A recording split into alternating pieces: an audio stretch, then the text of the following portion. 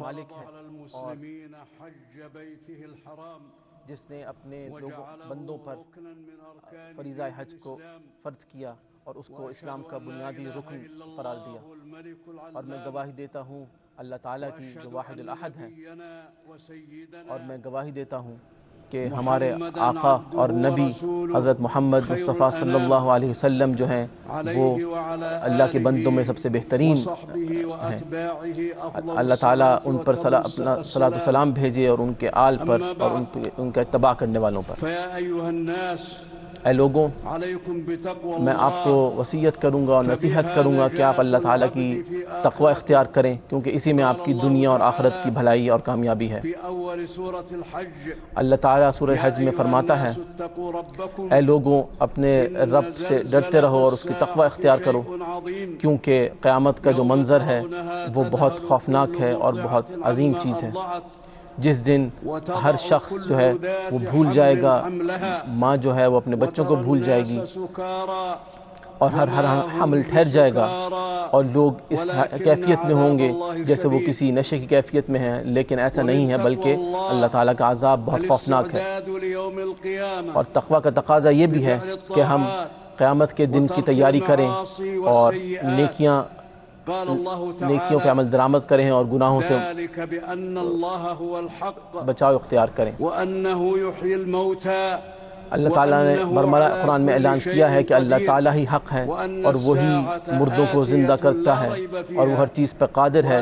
اور قیامت کے دن نے بہرحال آنا ہے، اور اللہ تعالیٰ نے قبروں میں سے بندوں کو دوبارہ مبعوث فرمانا ہے۔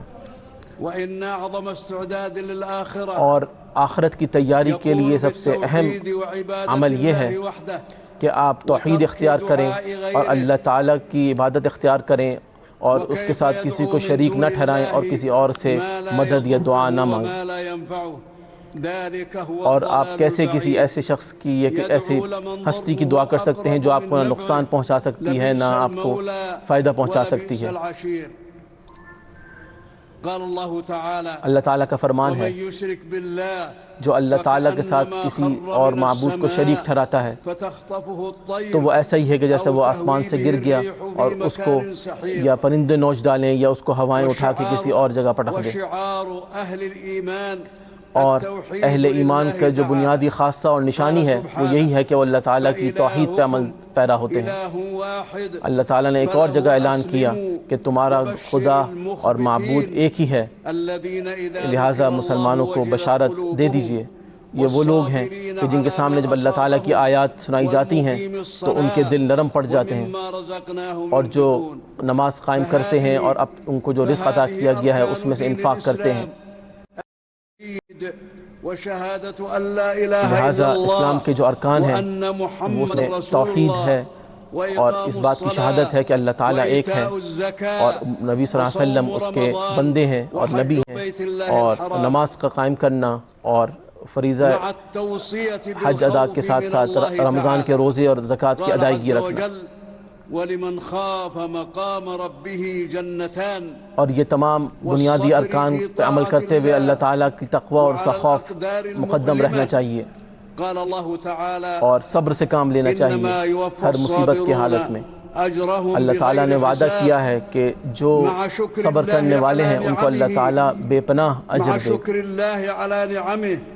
اسی طرح ہمیں اللہ تعالیٰ کی تمام نعمتوں پہ شکر بجا لانا چاہیے۔ اللہ تعالیٰ نے قرآن میں اعلان کیا ہے کہ ہم نے تمہارے لیے ساری نعمتیں مسخر کی تاکہ تم شکر ادا کرو، اور اللہ تعالیٰ کی اپنے بندوں کے بارے میں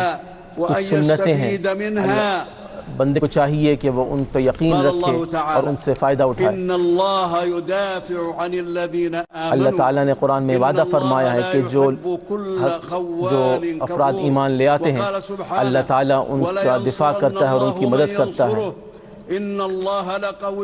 اور جگہ اللہ تعالیٰ نے اپنی نصرت کا وعدہ کیا ہے کیونکہ وہی کامل قدرت والا ہے۔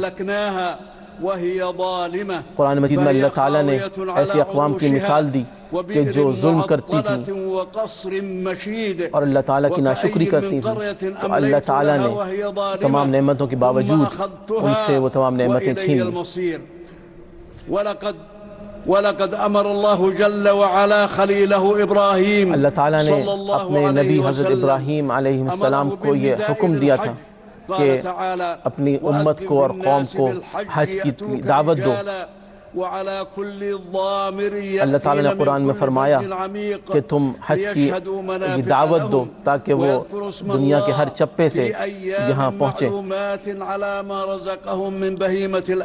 اور ان کو بیان کرو کہ اللہ تعالیٰ کی جو نعمتیں ان پہ نازل کی گئی ہیں،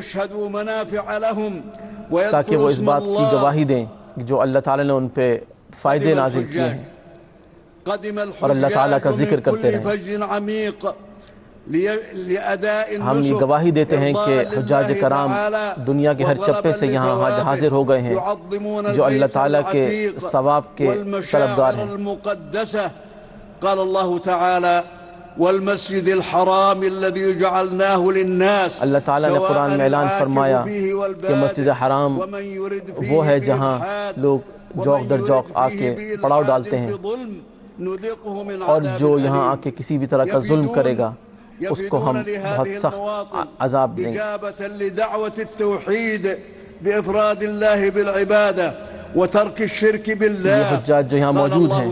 یہ توحید کی گواہی دے رہے ہیں اور شرک ترک کر چکے ہیں، اور ہم نے حضرت ابراہیم علیہ السلام کو بھی یہ حکم دیا تھا کہ شرک سے اجتناب کریں اور ہمارے گھر کو صاف کریں تاکہ یہاں آنے والے عبادت گزاروں اور حجاج کی عبادت کا انتظام ہو سکے۔ فيطهر البيت من كل ما لا يتناسب مع مكانته، لہٰذا اللہ تعالیٰ کے گھر کو ہر اس چیز سے پاک ہونا چاہیے جو اہمیت اور اس کے تقدس سے مناسبت نہ رکھتا ہو، لہٰذا حج کے دوران کسی قسم کی کوئی لڑائی جھگڑا یا کوئی ایسا عمل نہ کیا جائے جو مسلمانوں کی وحدت کو خراب کرے، اور نبی صلی اللہ علیہ وسلم کی تعلیمات پہ عمل پیرا ہونا چاہیے۔ بل طہارت فی الظاہر والباطن، اور اسی طرح ہر وہ پاکی اختیار کی جائے جو ظاہر اور دوسرے حجاج کے حقوق کا اور ان کے آرام کا احترام کیا جائے۔ اللہ تعالیٰ فرماتے ہیں کہ جو اللہ تعالیٰ کی بیان کردہ حرمتوں کی تعظیم کرتا ہے تو یہ اللہ تعالیٰ کی نظر میں بہت بہترین تقویٰ ہے۔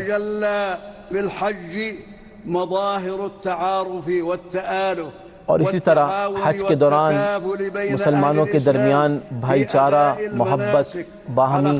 محبت کے مظہر ہمیں دیکھنے کو ملتا ہے،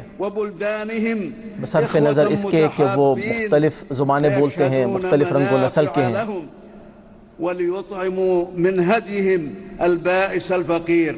اور ان کو چاہیے کہ وہ آپس میں ایک دوسرے کو جو ان میں فقراء ہیں ان کی مدد کرتے رہیں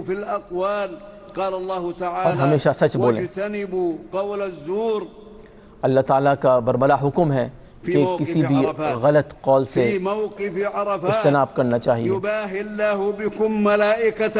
اس میدان عرفات میں جب آپ کھڑے ہیں تو اللہ تعالیٰ نے اپنے فرشتوں کو گواہ بنا کے یہ اعلان کر دیا تھا کہ میں نے آج اس دین کو مکمل کر دیا ہے اور تمہارے لیے دین اسلام کو چن لیا ہے، لہٰذا میں آپ کو نصیحت کروں گا کہ آپ حضور صلی اللہ علیہ وسلم کی تعلیمات کو اتباع کریں۔ جنہوں نے یہاں وقوف عرفہ کے بعد ظہر اور عصر ادا کی اور غروب شمس تک یہاں کھڑے اللہ تعالیٰ کا ذکر اور دعا کرتے رہے۔ كما قال الله تعالى فإذا أفضتم من عرفات فاذكروا الله عند المشعر الحرام۔ اللہ تعالیٰ نے قرآن میں آپ کو حکم دیا ہے کہ عرفات سے فارغ ہونے کے بعد آپ مزدلفہ تشریف لے جائیں گے اور وہاں اللہ تعالیٰ کا ذکر اور دعا میں مشغول رہیں گے،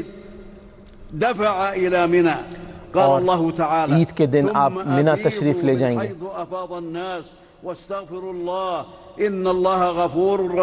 اور وہاں جا کے آپ اللہ تعالیٰ سے مغفرت کریں گے اور جمرات کا فرض ادا کریں گے، اور اس کے بعد آپ اپنے بال اتروائیں گے اور قربانی کا فریضہ ادا کریں گے، اور بالآخر میں آپ طواف وداع کریں گے۔ وَلْيَطَّوَّهُ بِالْبَيْتِ الْعَتِيقِ اللہ تعالیٰ نے قرآن کریم میں بھی ان احکامات کا ذکر کیا ہے، آپ کو میں نصیحت کروں گا کہ آپ کسی بھی طرح کی دھکم پیل سے اجتناب کریں اور آپ کو جو تعلیمات اور جو ہدایات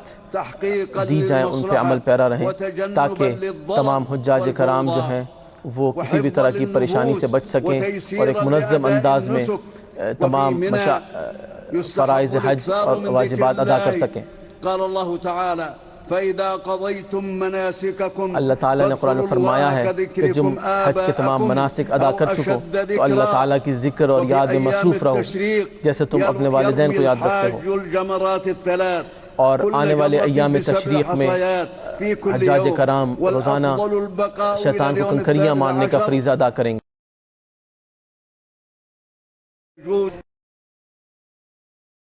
اور اب تک کے مناسک ادا کریں، لیکن 12 ذی الحجہ تک بھی آپ کو یہ فریضہ ادا کر کے جلدی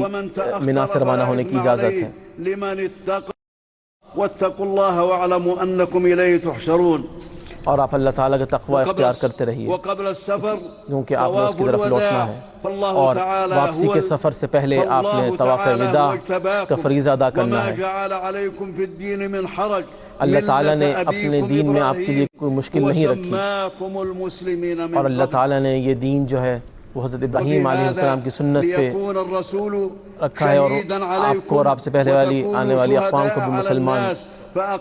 بتایا ہے۔ آپ نماز قائم کیجئے، روزے رکھیے اور زکوٰۃ ادا کیجئے۔ وَإِنَّ مِنَ الْاعْتِصَامِ بِاللَّهِ أن يكثر المرء من دعاء ربه وخصوصا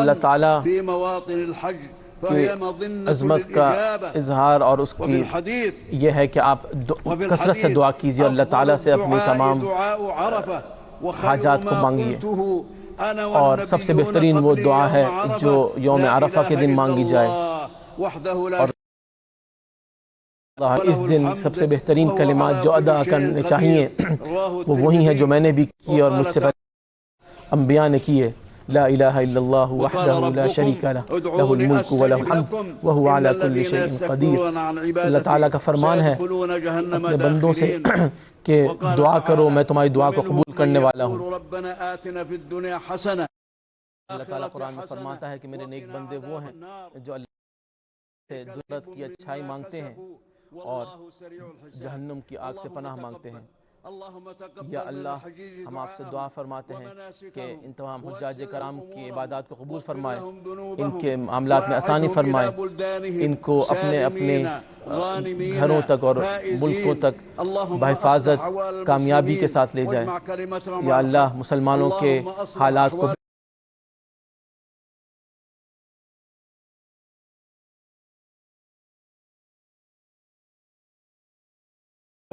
متحد کر دے۔ یا اللہ، ان کے تمام معاملات کی تو حفاظت فرما، ان کے دین اور دنیا سے متعلق جتنے معاملات ہیں ان کو بہتر کر دے۔ یا رب العالمین، اللہم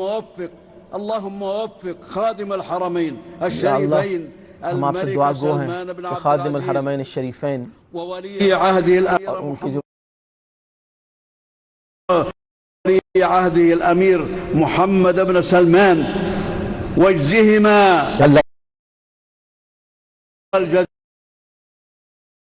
دنیا میں بھی اور آخرت میں بھی کہ انہوں نے حجاج کرام کی اپنے تمام الشریفین وقاصدیہما کوششیں وصلی اللہ على سيدنا ونبينا محمد، درود و سلام ہو جناب رسول اللہ صلی اللہ علیہ وسلم پر۔